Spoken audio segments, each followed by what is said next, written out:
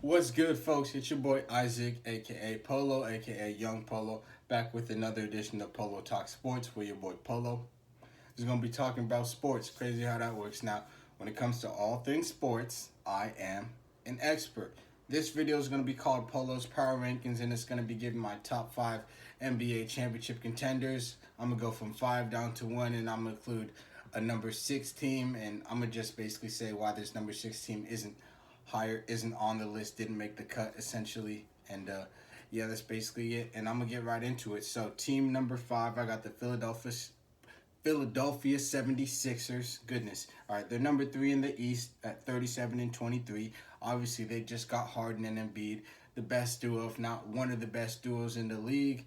Um, Embiid is a beast, front runner for MVP, can't be stopped. And with Harden, he's getting a lot more open looks. And Harden, at this stage in his career, he's a point guard. Let's just keep it a buck. And he's one of the best point guards in the league. You know, he dials it up. He along with getting Embiid a bunch of open looks, he also allows Tyrese Maxey is a dog from Kentucky bred. You know how we do it. Maxey's still getting his buckets. Tobias Harris will still be able to get his buckets. They got some other shooters that Harden can also get involved. And they're just a much better team offensively with Harden than they were with Simmons. Even though I do think the Nets won the trade, I just think it's pretty even in terms of offensive skills or whatever acquired from the trade, especially on the Sixers end. We see how seamlessly he's fitting onto that roster, and let's just hope it carries over to the postseason. That's where I have my skepticism. That's where they're number five on this list. Next, we got the Phoenix Suns at number four, 49 and 12, first seed in the West. Now, obviously, CP3 just got hurt, but he's not done for the season, so that's a big reason why they're not higher up on this list. But they just came off the championship, and I don't know if you watched the finals last year, but Devin Booker had like two back-to-back 40-point games, and it looked like the Suns were going to take it, but obviously Giannis went Super Saiyan. He went beast mode towards the back half of that series, and dropped 50 in the game. I think it was game six to win it all, and that was tough on Giannis's part. But Devin Booker, knowing the type of player he is, he definitely put in extra work in the offseason, and he's definitely waiting to get into that postseason so he can get back in that mode and really try to bring it home this time.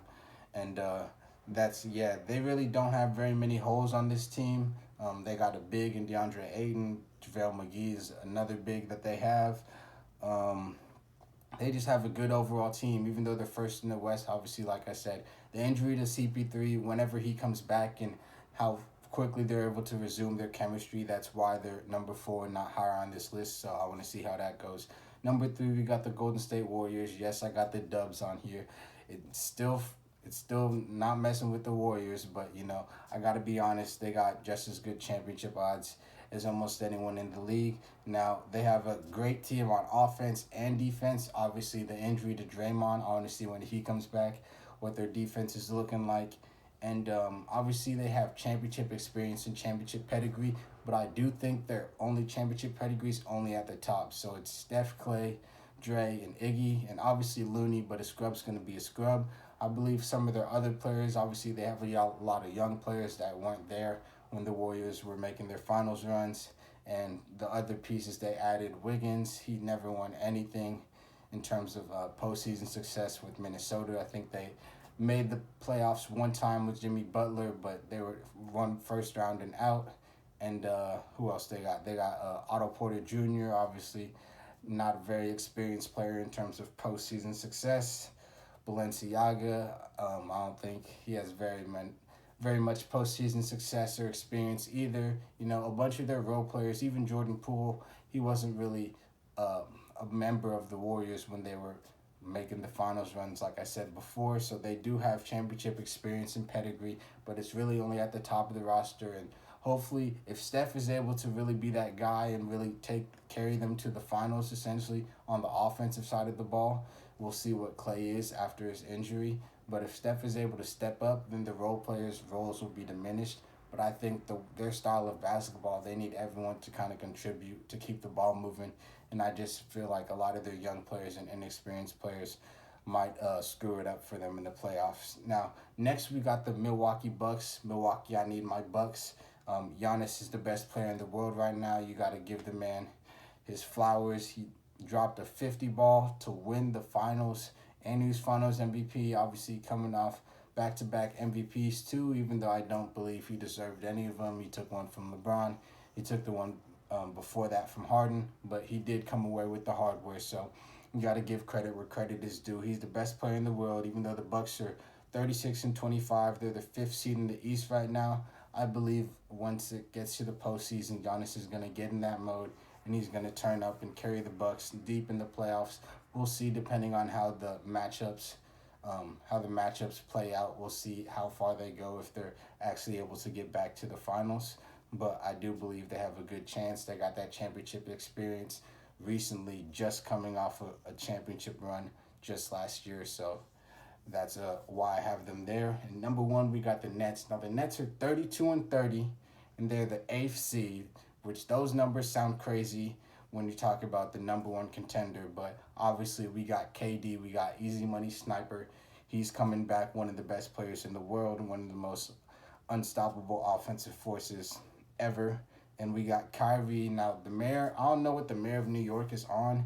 He has like a personal vendetta against Kyrie. He said they're not gonna change the vaccine rule because they don't want to change the rule just for one player, even though based off of the rule and how it's set up, it seems like it's targeting Kyrie to make sure he's not able to play at home, since away players are able to play in their stadium, even when they're unvaccinated. It's only home players that aren't able to play at their home stadium when they're unvaccinated, which makes no sense. But it is what it is. It's probably because of Kyrie's political stance and how outgoing and outspoken he is. But you know, it is what it is. We'll see how it plays out. Hopefully, by the playoffs, he's able to be a full-time player. And when him and KD are a full-time player, we saw what they were doing to the Bucks before Kyrie got hurt, and they were almost able to beat the Bucks with damn near KD just by himself. And we'll see what they are this year. Obviously, with Ben Simmons, I think he's a perfect fit for the team. Defensively, he's one of the best, if not the best, defensive players in the league. If anyone could guard Giannis, Ben Simmons can. The only thing is he's on his light skin shit right now. He's all in his feelings with mental health and all this other stuff. I don't know what's going on with him, but hopefully he can get over that. And aside from the jump shot thing, what he really needs to work on for him not to derail the Nets' finals runs is free throws. Because if they can hack a Simmons, they can limit the Nets' possessions, and he's just going to go to the free throw line and brick and airball and do all this craziness.